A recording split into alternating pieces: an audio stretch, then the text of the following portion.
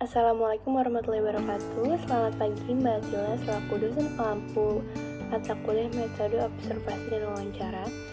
Saya Najwa Puspitasari dengan NPM 60202121013 dari kelas C. Dari proses menentukan topik yang sudah saya pilih yaitu kecemasan.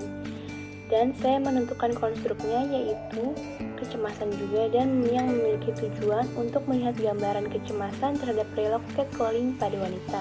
Karena target observasi, saya melakukan observasi tersebut dengan cara langsung karena saya mengamati perilaku sebagaimana yang terjadi, yang target lakukan. Dan sedangkan berdasarkan cara melakukannya, saya melakukan secara observasi terstruktur karena saya sudah mengetahui tahapan-tahapan yang akan saya lakukan pada saat observasi.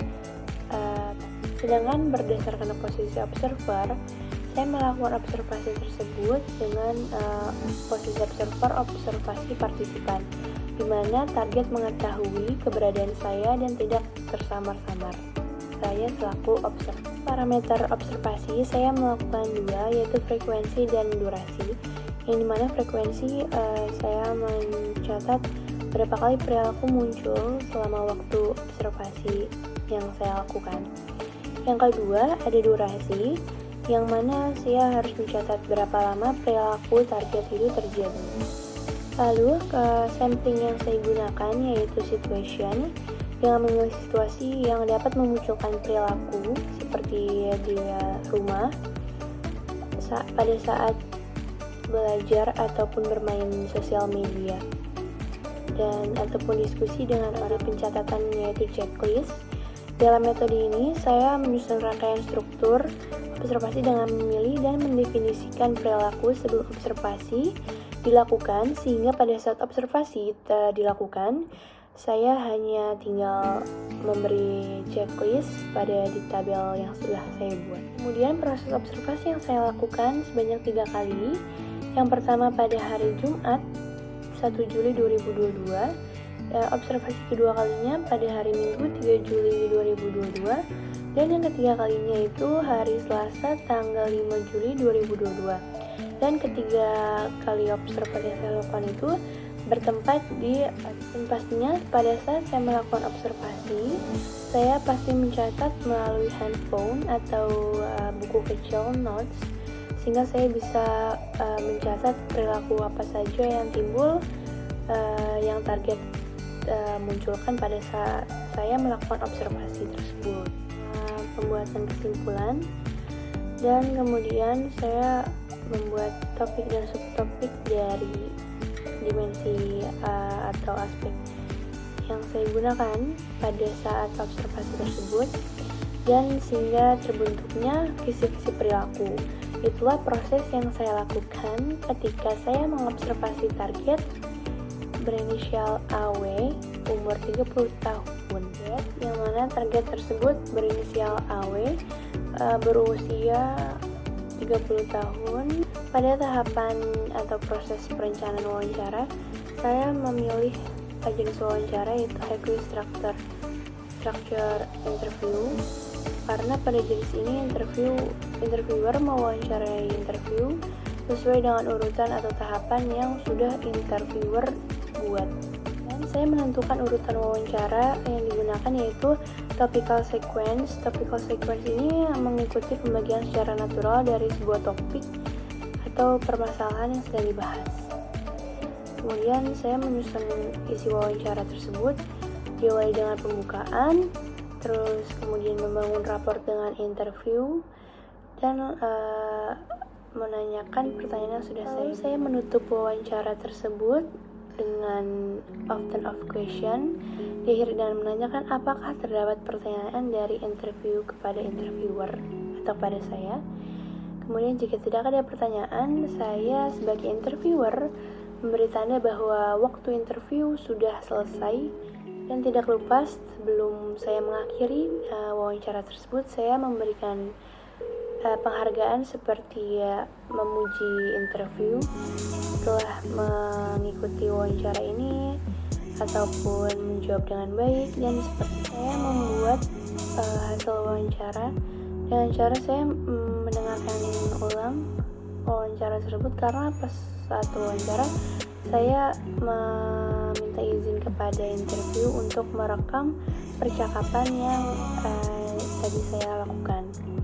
Kemudian saya dengarkan ulang, saya menganalisis data dengan menulis analisis data hasil dari wawancara tersebut, dan saya juga menuliskan hasil verbatimnya karena agar bisa saya pelajari dan saya bisa analisis data. Rencana wawancara, saya mewawancarai yang berinisial KA, wanita berusia 21 tahun yang merupakan mahasiswi Universitas Indonesia yang pernah mengalami kejadian catcalling di dirinya.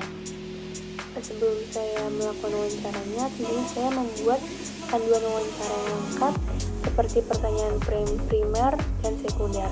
Pertanyaan primer dan sekunder yang saya buat itu berdasarkan subtopik yang sudah saya buat dari komponen atau dimensi yang sudah saya buat pada saat saya melakukan dan membuat konstruk dan teori yang berdasarkan hal-hal yang saya jadikan bahan pertimbangan dalam menyusun dokumen acuan observasi di wawancara, yaitu saya menerapkan pastinya prosedur atau langkah awal sebelum saya bertindak atau melakukan observasi di wawancara. Karena dalam penyusunan saya bisa membuat suatu ketepatan kesesuaian antara pembuatan dan pengamatan ataupun dengan hasil laporan yang sudah saya sesuaikan pada saat saya membuat rancangan atau langkah-langkah awal di prosedur.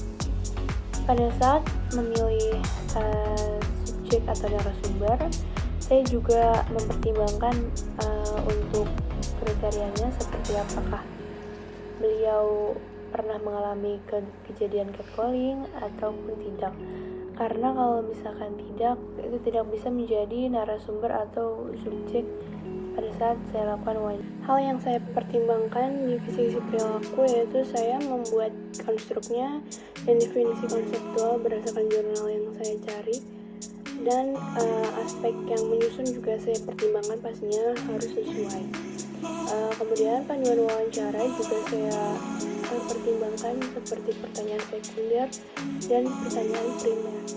Kesulitan yang saya alami pada saat saya mengambil data observasi yaitu saya agak kesusahan untuk mencocokkan jadwal dengan target, karena pada saat saya lagi kosong, beliaunya sedang pergi untuk mengurusi sebuah urusannya, dan ketika saya sedang ada urusan di luar, beliau lagi jadwalnya kosong.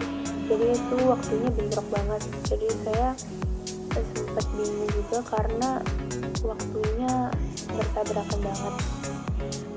Kemudian kesulitan saya saat proses pengambilan data pas wawancara, terkadang saya juga kurang jelas dari interview berbicaranya.